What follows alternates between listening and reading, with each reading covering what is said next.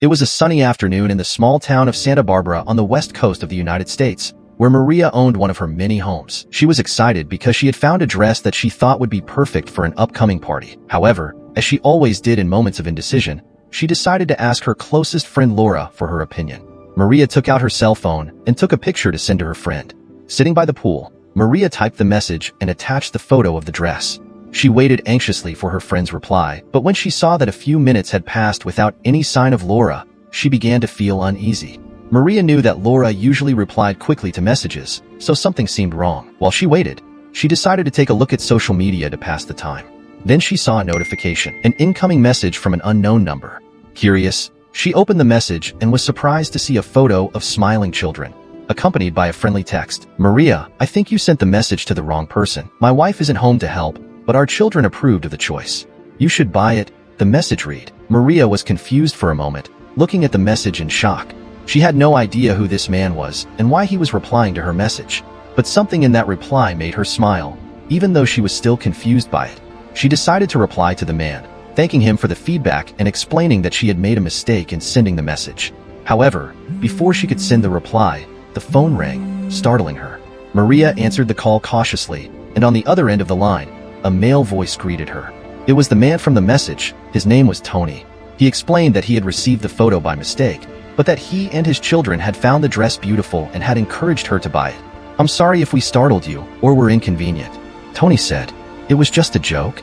"Don't worry," said Maria, still a little perplexed. "I just wanted my friend's opinion, but I don't think she has that number anymore. Thanks anyway."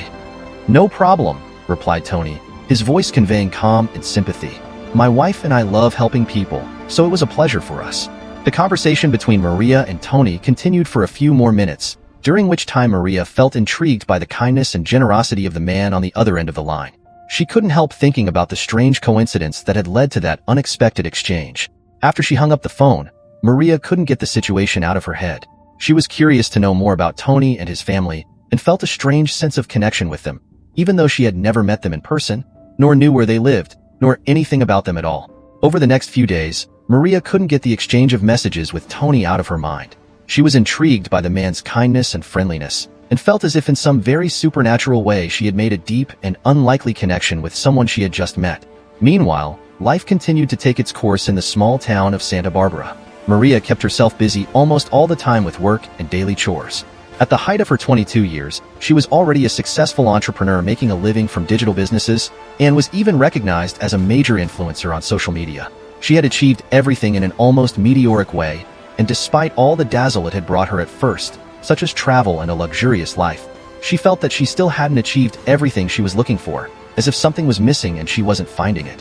But she didn't let this lack show to those who only followed her on the media, or at least she didn't allow herself to feel what she truly felt, occupying this space where there should be reflection with parties and trips, in the hope of finding what she didn't know what it was.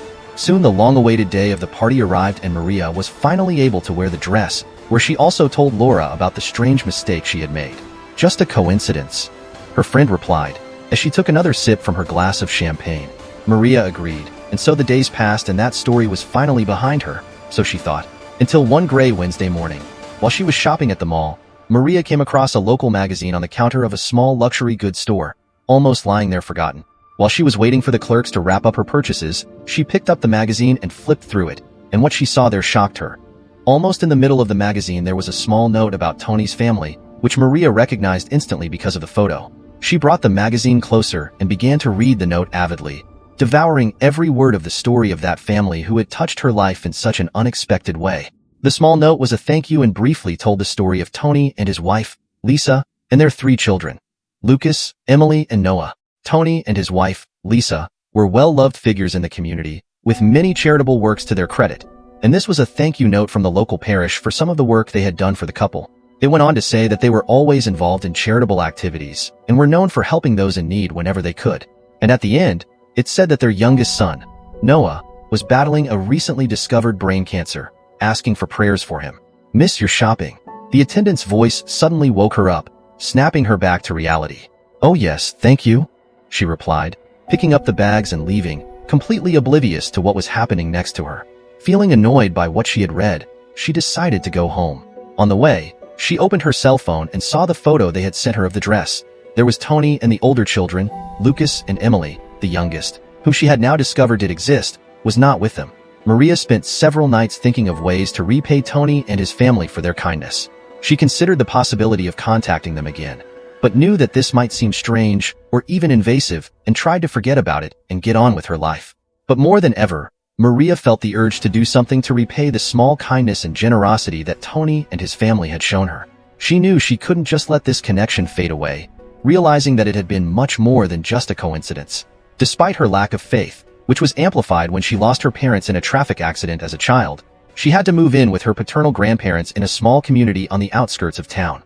Growing up in a home without much affection, very different from the relationship she had with her own parents, Maria closed herself off in her own self-taught world, creating a certain protective layer that made it impossible for her to have a frank and sincere conversation with anyone else.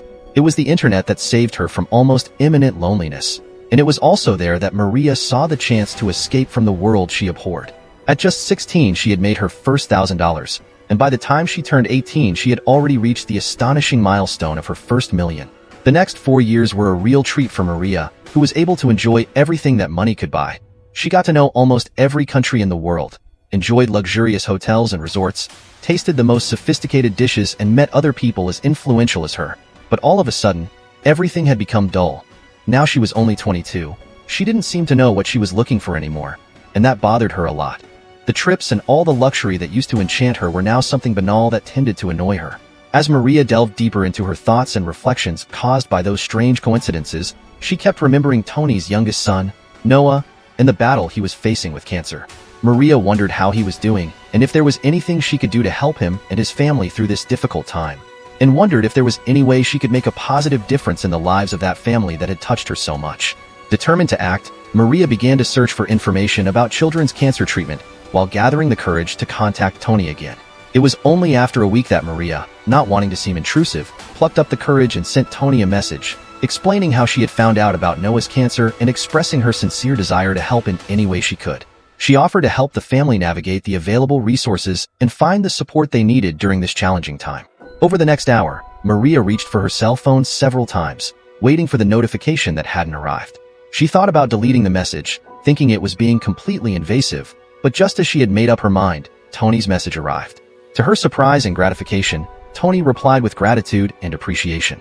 He shared with her a little more about Noah's journey and the challenges the family was facing, and expressed his gratitude for Maria's support. Maria was deeply moved by Tony's response and knew she was on the right track. She pledged to help Tony's family in any way she could.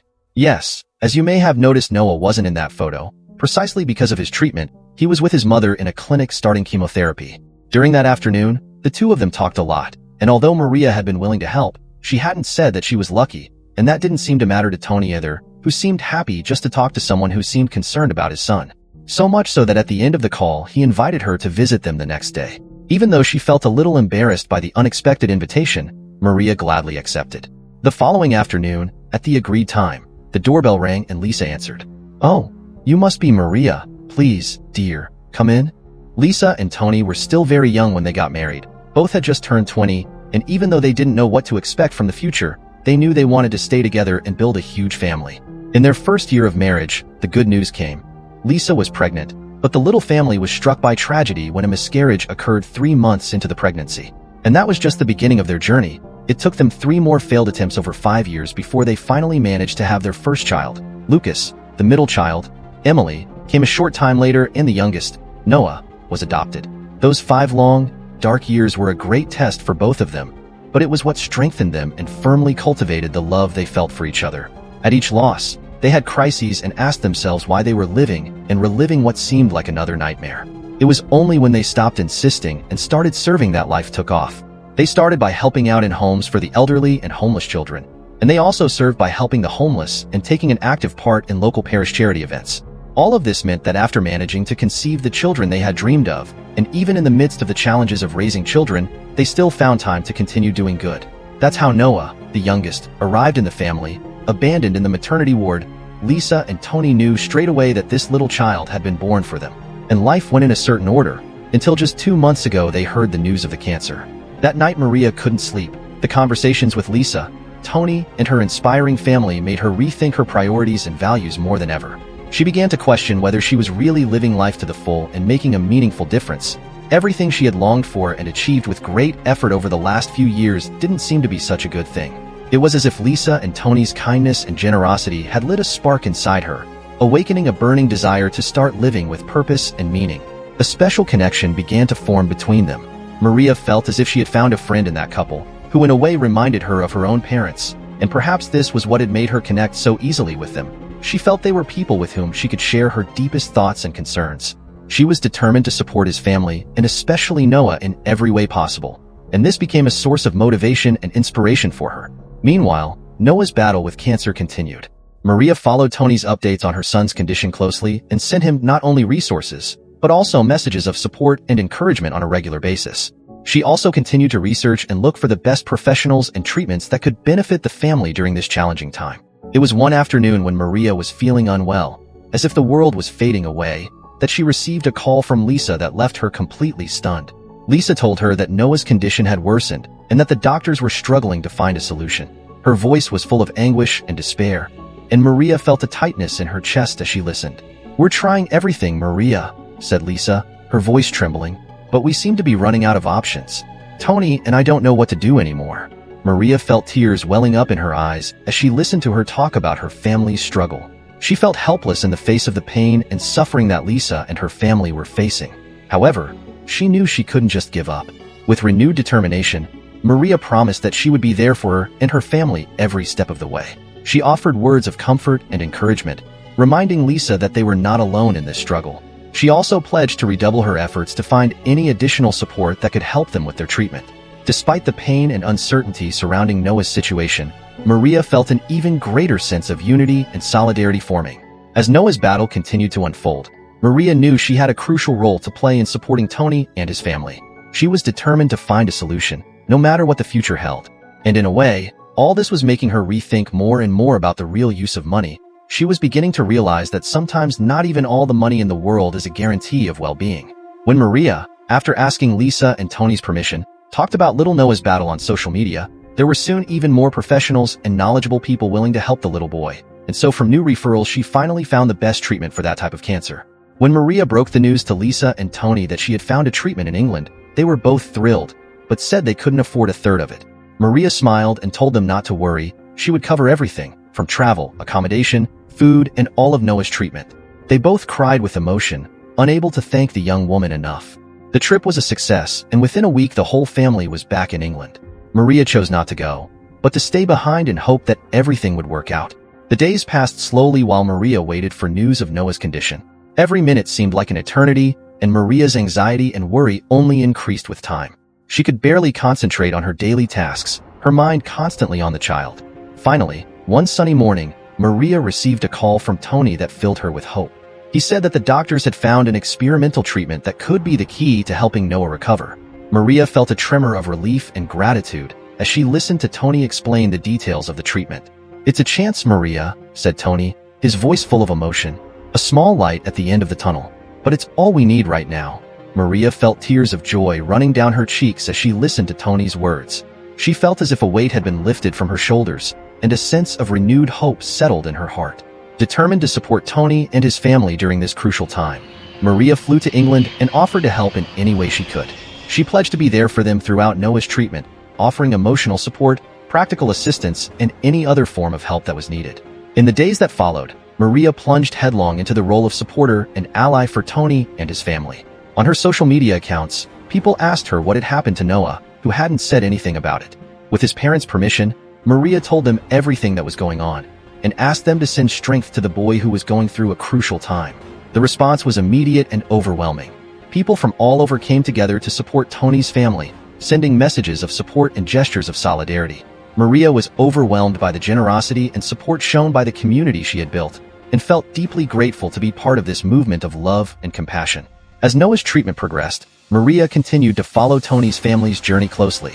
She had become a pillar of strength and hope for them, offering her unwavering support every step of the way. And so, together with that family, Maria began to discover that even in the darkest moments, there was always light and hope waiting for them, if they chose to embrace it with courage and determination. As the weeks went by, Noah's treatment showed promising signs of progress. The doctors were optimistic about the young patient's response, and Tony and Lisa felt a thread of renewed hope running through their veins. Maria shared the family's joy, celebrating each small victory as if it were her own. However, even with the encouraging signs, Noah's journey was far from easy. He still faced challenges and obstacles on the road to full recovery, and the family knew the process would be long and difficult. But they refused to give up, fueled by faith, love, and the determination to fight until the end. Meanwhile, Maria continued to play her role as a supporter and ally to Tony's family. She was always there to offer a friendly shoulder, a word of comfort, or a gesture of solidarity. She became a constant presence in the family's life, a source of light and hope in the midst of darkness. Meanwhile, the community continued to show its support for Tony's family in every way possible. The family felt blessed by the love and support they received, and this gave them the strength to keep fighting, even in the most difficult times. Noah's journey continued. There were ups and downs along the way, but the family remained united in their determination to overcome every obstacle they faced. They knew they had an entire community by their side, cheering them on and offering their unconditional support. Maria had returned to Santa Barbara until she received a message from a now familiar number. In the message there was a photo of the whole family, Tony, Lisa, Lucas, Emily, and Noah, with the message underneath saying, "Noah is cured." After moving her grandparents to a better location and managing to forgive them, Maria now travels all over the world, bringing hope to those most in need, as well as contributing actively and financially to organizations dealing with cancer. Noah was cured and was able to grow up in a happy and loving family. Tony and Lisa adopted 2 other children.